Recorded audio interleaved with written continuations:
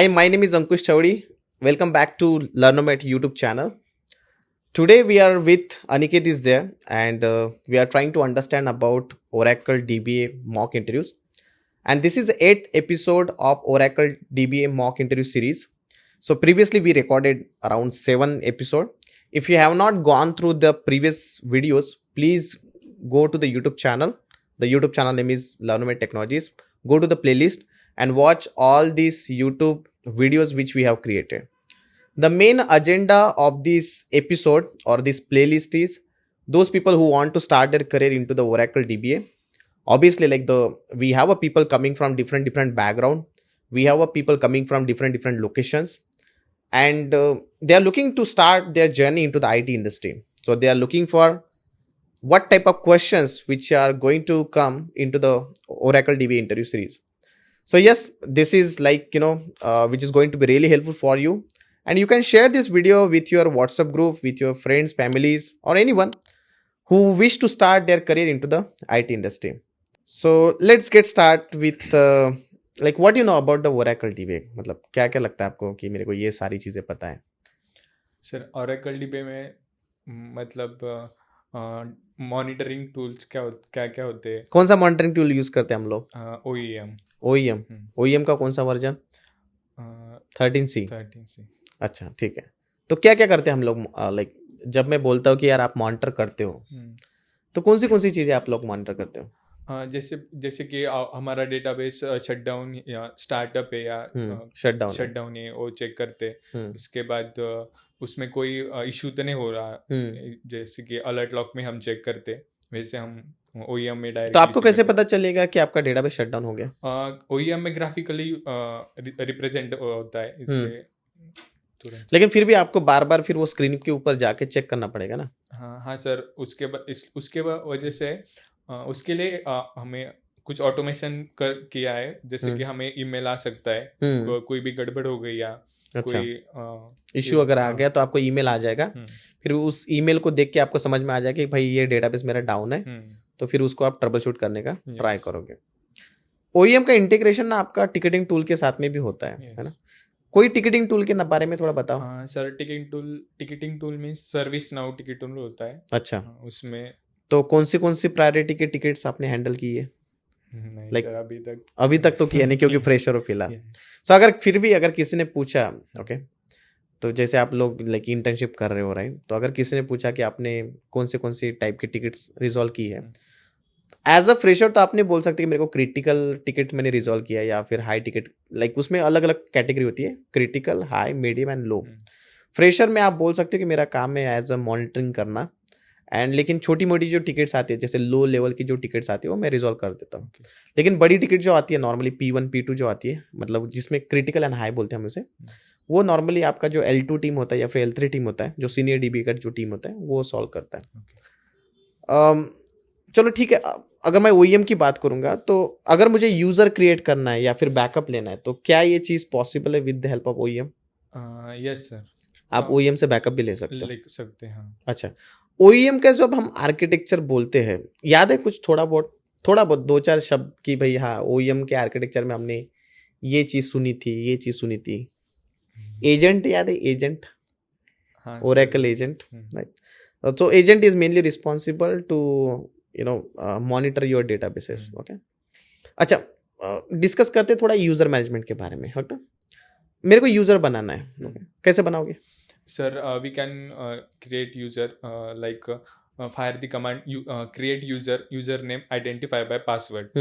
Command fire करके हम user create कर सकते हैं, और उसमें हम उसको प्रोफाइल असाइन कर सकते हैं, जैसे कि डिफॉल्ट प्रोफाइल असाइन होती है, और डिफॉल्ट टेबल स्पेस यूजर होता है, and temporary table space temp होता है. तो ये चीजें चेंज हो सकती है क्या? हाँ, जो मतलब हमें यूजर को कौन सी प्रोफाइल, कौन सा टेबल स्पेस असाइन करना है, वो हम कैसे करोगे? मतलब सपोज मुझे एक यूजर क्रिएट करना है U1 नाम का, उसके लिए U1 तो मैंने बना दिया, उसका टेबल स्पेस समझ लो यूजर टेबल स्पेस है. बाद में मेरे को लगा कि यार यूजर टेबल स्पेस नहीं चाहिए, उसके जगह पे एक दूसरा टेबल स्पेस मैंने बनाया था, वो असाइन करना है. और उसके लिए कमांड अल्टर यूजर. हाँ, अल्टर भी बोल दिया, मतलब मैं समझ गया कि आपको वो पता है। जब हम बात करते हैं प्रोफाइल की, तो क्या होता है profile? Profile is a set of permissions. Permissions? Set of permissions नहीं, सेट सेट ऑफ परमिशंस तो वो तो रोल हो गया आपका। हाँ सर। प्रोफाइल क्या होता है? प्रोफाइल में जैसे कि हम यूजर को कितनी मतलब क्या बोलते हैं उसको, उसका पासवर्ड कब एक्सपायर एक्सपायर होने होगा, वाला हाँ सही वाला बात है। है। जैसे कि उसका सेशन का जो भी होता है यूजर की आइडल डिटेल्स, सेशंस होता है हाँ कभी कभी, वो सब आप उसके प्रोफाइल। अंदर डिफाइन कर सकते हो। सो बेसिकली मतलब जब भी आप यूज़र बनाते हो तो उसका पासवर्ड कब एक्सपायर होगा, हाँ उसका आइडल टाइम कितना रहेगा, फिर उसके बाद में उसका पासवर्ड का कॉम्प्लेक्सिटी कितना रहेगा, ऐसी बहुत सारी चीज़ें हम लोग प्रोफाइल के अंदर डाल सकते हैं। रोल क्यों यूज़ करते हैं हम लोग? सर रोल हम इसलिए यूज करते कि जैसे कि दो यूजर हो गए या दोनों को सेम ही परमिशन असाइन करनी है, इसके लिए हम एक रोल यूज बनाएंगे। करते। एक उसमें हम जो भी परमिशन देनी होते वो उस रोल में दे देते, देंगे, और हाँ। वो रोल हम पर्टिकुलर और जो भी यूजर को देना है उसको असाइन कर देते। मतलब टाइम कॉम्प्लेक्सिटी भी उससे बच जाती है। मतलब role is a set of permission. Yeah. अगर आपने किसी बंदे को रोल दे दिया तो उस रोल के अंदर जो भी परमिशंस है वो उसको मिल असाइन हो जाएंगे। जाता है। कौन सा मेटा डेटा टेबल है, याद है उसका? रोल्स का हाँ, DB underscore role, roles. DB underscore role. अब बात करते हैं ये याद है क्या वो कैरेक्टर सेट? कुछ सुना है कि कभी जब हम डेटाबेस का इंस्टॉलेशन करते हैं तो कैरेक्टर सेट नाम से कुछ चीज़ आती है। जब हम डेटाबेस का इंस्टॉलेशन करते हैं तो उस टाइम पे कैरेक्टर सेट करना पड़ता है। क्या होता है? जैसे कि एग्जांपल पकड़ लो कि भाई अपन इंडिया के अंदर जो हम लोग डेटा स्टोर करेंगे वो तो इंग्लिश में करेंगे, यूएस यूके में इंग्लिश में कर देंगे। बट जैसे चाइना है, चाइना बोलता है कि भाई मेरे को डेटा स्टोर नहीं करना है इंग्लिश में, मैं अपना खुद के लैंग्वेज में स्टोर करूंगा। तो फिर वो ओरेकल ने वो स्टोर करना चाहिए ना, नहीं तो वो बोलेगा इनवैलिड कैरेक्टर, क्योंकि हमारे इंग्लिश में A to Z he character है, लेकिन चाइनीज में भी कुछ अलग तरीके से लिखते होंगे, जैसे हम लोग मराठी या फिर हिंदी में लिखते हैं। तो उस टाइप का डेटा भी तो आपका डेटाबेस के अंदर जाना चाहिए ना, बराबर है। तो उसके लिए आपको कैरेक्टर सेट करना पड़ेगा। नॉर्मली वो AL32 समथिंग कुछ आता है, वो डिफॉल्ट कैरेक्टर सेट होता है। वो मोस्ट ऑफ द जो आपकी लैंग्वेज होती है वो सपोर्ट करता है। ओके, लेकिन आप कैरेक्टर सेट को एकदम इजीली चेंज नहीं कर सकते, वो भी आप ध्यान में रखना। चलो एक बात करते, डेटाबेस रिफ्रेश या फिर डेटाबेस क्लोनिंग क्या होता है, क्यों यूज करते हैं? सर डेटाबेस क्लोनिंग मतलब क्या होता है, एक सर्वर का डेटा एज उस डेटाबेस एज दूसरे सर्वर में कॉपी करना। वो सर्वर तो कहाँ से कहाँ नॉर्मली? सपोज हमारा इंडिया में एक है, सपोज एक डेटाबेस, वो हमें दूसरे सर्वर मतलब प्रोडक्शन का डेटा अगर मेरे को डेवलपमेंट या फिर टेस्ट में डालने का, हाँ, फिर उसके लिए हम क्लोनिंग यूज करते हैं। तो कैसे कर सकते हो, मतलब कौन सी मेथड्स है? हम उससे backup, first of arm and backup and restoration कर सकते हो। दूसरा वो डुप्लीकेट मेथड याद है, आर्म एंड डुप्लीकेट मेथड, जिससे हमने डेटा कार्ड कॉन्फ़िगर किया था, without taking the backup also आप क्लोन कर सकते हो। या फिर आप एक्सपोर्ट इंपोर्ट भी कर सकते हो अगर आपको स्कीमा रिफ्रेश वगैरह करना है तो, है ना। तो ऐसे अलग अलग वे है। क्या होगा ये टेबल स्पेस फुल क्यों होता है, क्या जरूरत है भाई टेबल स्पेस को फुल होने की? सर टेबल स्पेस में बेसिकली हम हमारे डेटा फाइल स्टोर करते, और डेटा फाइल्स का डेटा मतलब फुल हो गया, वन टेबल स्पेस में आई थिंक 1022 फाइल्स हम स्टोर कर सकते हैं। और टेबल स्पेस फुल हो गया तो हम उसका बैकअप लेके फिर उसमें डेटा फाइल्स ऐड कर सकते हैं। ठीक है, थोड़ा सा घुमा फिरा करना, कुछ 4-5 कंसेप्ट को मिक्स करवा दिया। ओके, सो एकदम सिंपल सा फंडा है। हमको क्या बोलना है कि बाबा अगर टेबल स्पेस फुल हो गया तो मेरे पास में 2 ऑप्शन है। क्या है?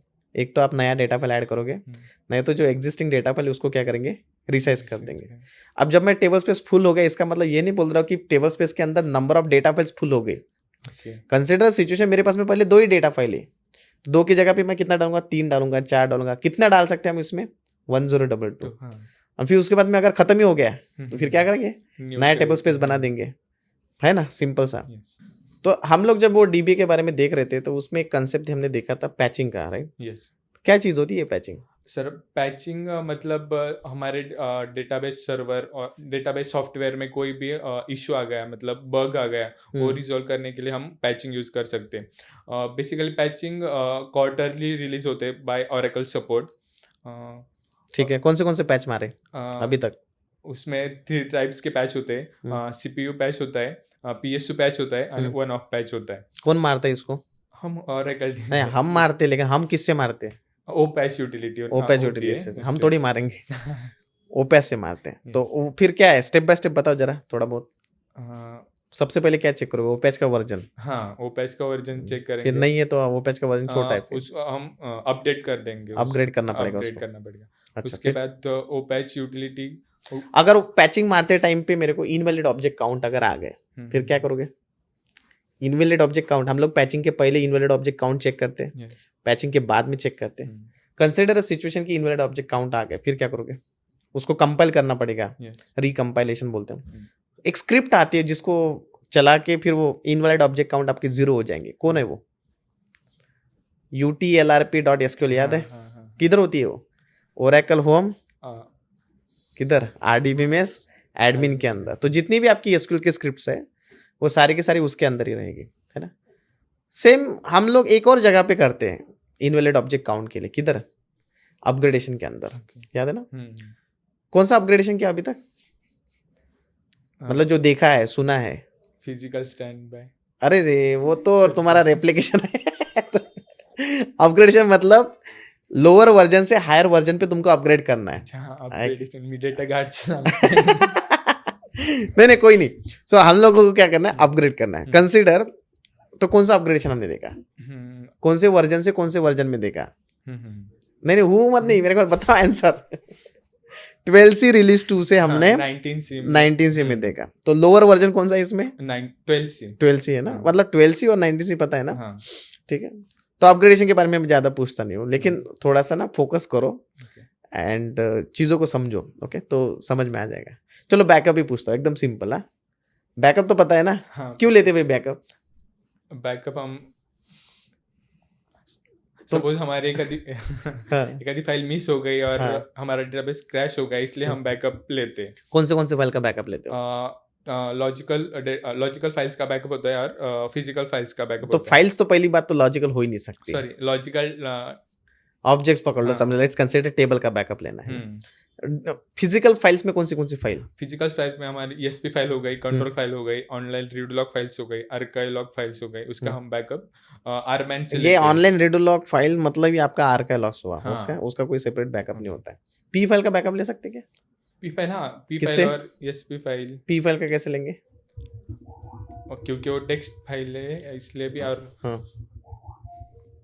तो पी फाइल का बैकअप नहीं ले सकते, आप समझना। आरमैन से आप पी फाइल का बैकअप नहीं ले सकते। अगर आपको पी फाइल का बैकअप लेना है तो CP कमांड यूज करना पड़ेगा। ओके, हाँ, physical.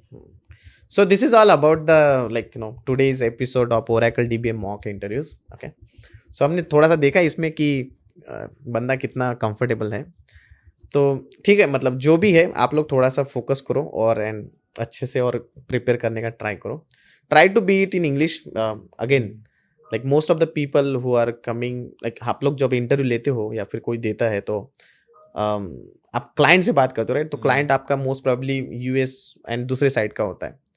So try to improve in English also. Okay, so this is like all about the Oracle DBA mock interview. So हम लोग नया वाला मॉक इंटरव्यूज भी लेके आने वाला है in the next episode. So that will be 9th mock interview.